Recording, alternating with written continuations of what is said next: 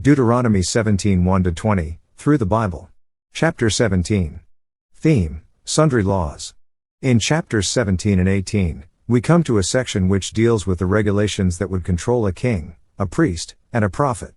These were the three main offices, in the nation Israel, in the theocracy, which God had set up for these people. God laid down rules for each of these offices. Offering must be without defect. Thou shalt not sacrifice unto the Lord thy God any bullock, or sheep, wherein is blemish, or any evil favoredness, for that is an abomination unto the Lord thy God. Deuteronomy 17:1. God had said that the firstborn of every creature belongs to him. Also, that every offering presented to him was to be without spot or blemish. When you come to the last book of the Old Testament, you will find that Malachi lists the charges which God brought against his people, the sins that brought his judgment down upon them. The number one charge was that they were offering sick animals to God. Suppose a farmer had a very fine bullock, which he had decided to keep. One morning, he goes out to his barn lot, and finds that this animal is sick. He would say to his boys, "Hustle up, boys, we'll put this bullock in the cart, and rush it over to the temple, and we'll offer this prize bullock to the Lord." The neighbors would say, My, look at Mr. So-and-so. Isn't he generous? He's giving God that prize bullock. But God, who knows the heart, says, "I will not accept it." Such an offering is absolutely meaningless. Do you realize that if we as believers were checked out on the way we do business with God, we would be arrested and put in the penitentiary? If we did business with the world, or with other individuals, in the same manner, we would be put in jail. Each of us should check up on ourselves. How honest are we with God in our financial matters? Don't misunderstand, God is not poor, he owns all the silver and the gold. The cattle on 1,000 hills belongs to him. He doesn't need our offering of an old sick cow. Actually, we can't give God anything. Then why does he ask for an offering? He permits us to offer to him, because it is a blessing to our own souls, and we are not blessed when we are beggarly and stingy with God. For instance, we ought to consider what we do for missions. A great many folk today give their cast-offs and their second-hand clothes to the missions, and to the missionaries. Friends, God does not want our leftovers. He wants our best. Death penalty for idolaters.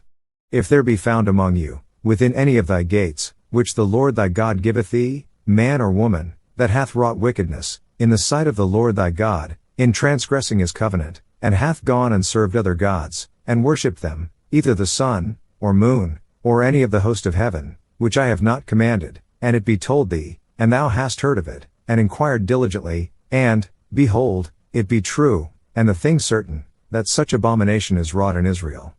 Then shalt thou bring forth that man or that woman, which have committed that wicked thing, unto thy gates, even that man or that woman, and shalt stone them with stones, till they die. Deuteronomy 17 2-5. This is an absolute law against idolatry.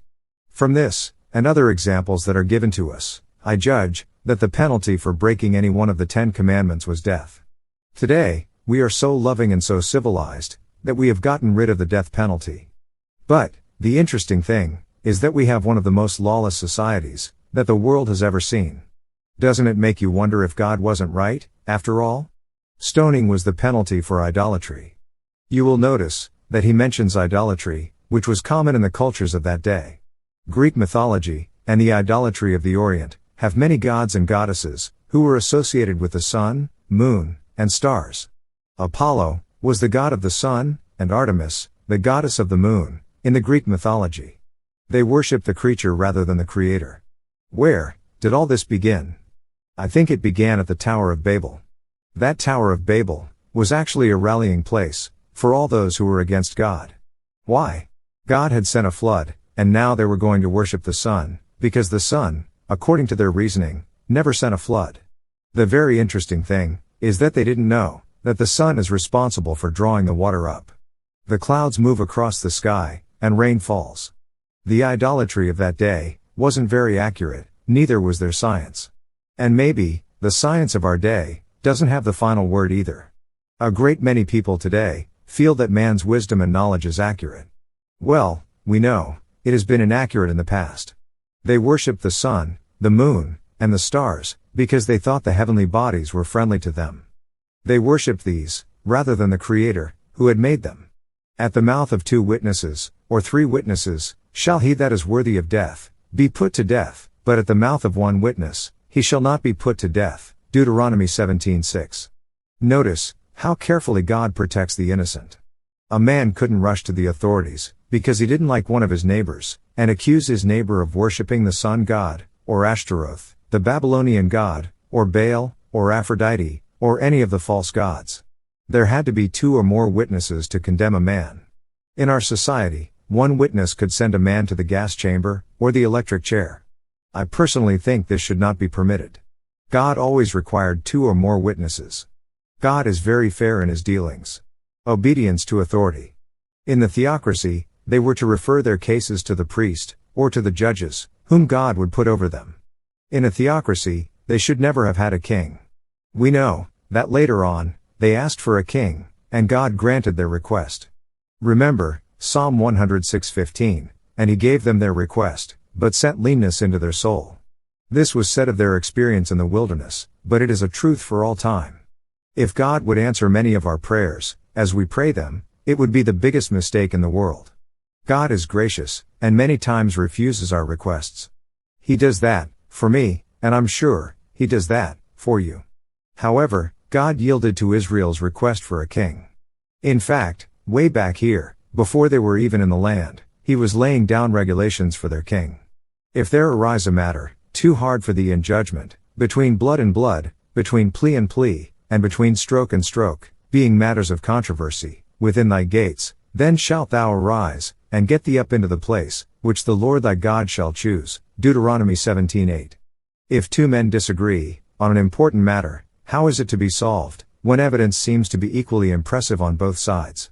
And thou shalt come unto the priests, the Levites, and unto the judge, that shall be in those days, and inquire, and they shall show thee the sentence of judgment, and thou shalt do according to the sentence, which they of that place, which the Lord shall choose, shall show thee, and thou shalt observe to do, according to all that they inform thee, according to the sentence of the law, which they shall teach thee, and according to the judgment, which they shall tell thee, thou shalt do, thou shalt not decline from the sentence which they shall show thee, to the right hand, nor to the left. Deuteronomy 17:9-11.